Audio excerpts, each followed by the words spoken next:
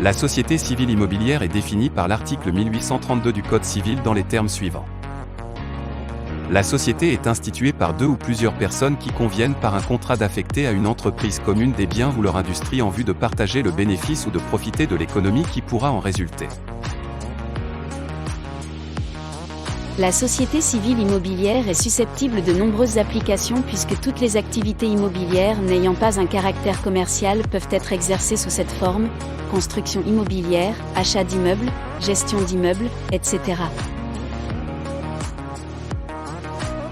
C'est une société de personnes dont les associés, au nombre de 2 au minimum, sont tenus indéfiniment et solidairement des dettes sociales en proportion de leur part dans le capital social dont la loi n'a pas fixé de montant minimum. La société civile immobilière permet tout d'abord de séparer le patrimoine puisque sa constitution crée une personne morale, distincte des personnes physiques porteuses de parts.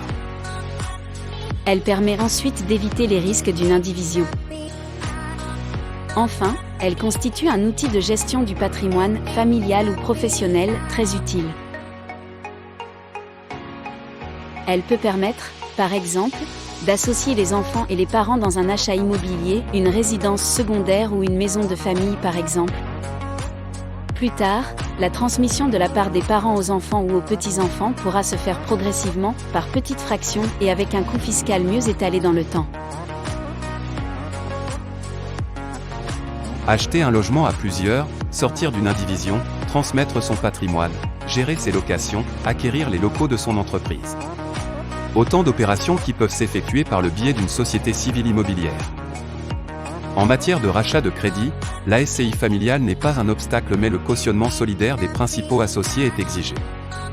Pour en savoir plus, rendez-vous sur notre site.